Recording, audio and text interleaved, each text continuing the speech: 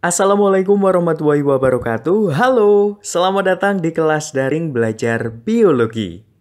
Kali ini kita akan berkenalan dengan alat-alat yang ada di laboratorium biologi. Sebelum kita mulai, jangan lupa subscribe ya.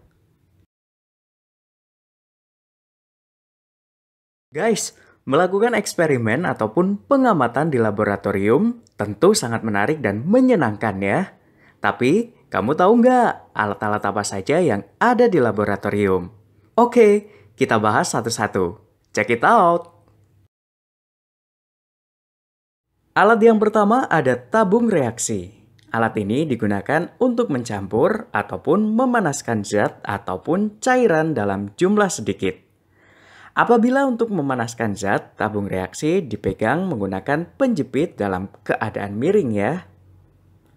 Ada juga rak tabung reaksi untuk meletakkan tabung reaksi. Berikutnya, gelas beker atau dikenal juga dengan istilah gelas kimia. Gelas beker digunakan untuk membuat larutan atau sebagai wadah. Bisa juga untuk pemanasan. Kemudian ada Erlenmeyer, sebuah wadah bermulut sempit untuk menyimpan sebuah larutan.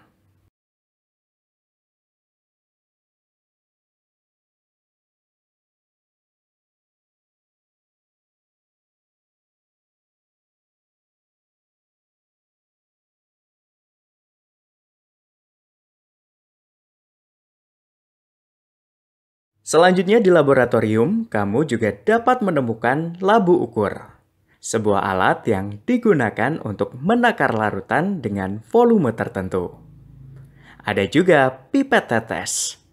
Pipet tetes digunakan untuk mengambil dan juga meneteskan larutan dalam jumlah sedikit. Berikutnya, gelas ukur. Benda ini digunakan untuk mengukur volume suatu larutan. Dan ada satu benda yang sudah tidak asing lagi, yaitu corong. Biasanya corong dipasangkan dengan kertas saring yang dilipat di atasnya.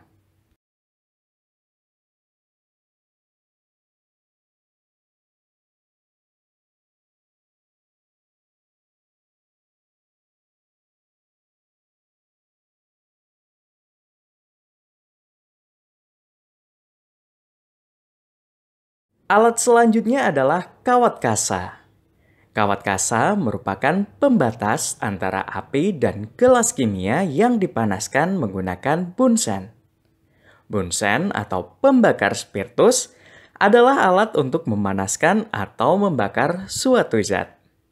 Yang perlu kalian perhatikan saat akan memadamkan pembakar spiritus ini tidak boleh ditiup. Tetapi caranya adalah dengan meletakkan kembali tutup di atasnya. Selain menggunakan kawat kasa, pada proses pembakaran atau pemanasan menggunakan bunsen, dapat juga dibantu menggunakan kaki tiga. Berikutnya, mortar dan alu untuk menghancurkan sampel seperti daun maupun bahan-bahan lain yang perlu dihaluskan.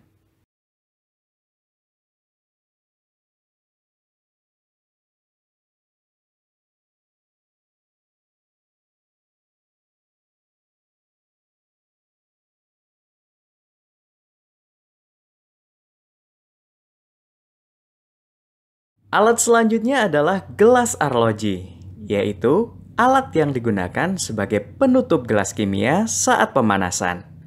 Gelas arloji juga bisa digunakan untuk mengeringkan padatan.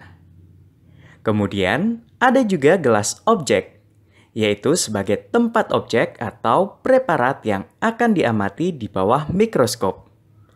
Setelah objek pengamatan diletakkan pada gelas objek, selanjutnya ditutup menggunakan gelas penutup.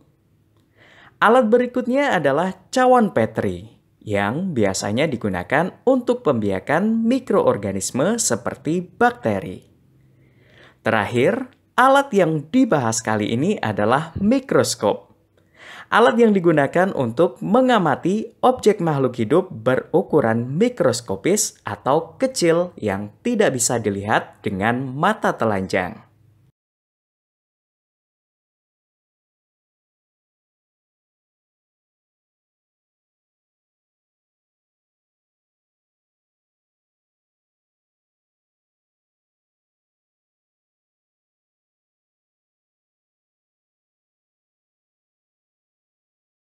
Sekian pembahasan kali ini. Jangan lupa subscribe dan share video ini ke teman-teman sekelasmu ya. Berikutnya kita akan bahas bagian-bagian mikroskop pada video selanjutnya. Sampai jumpa!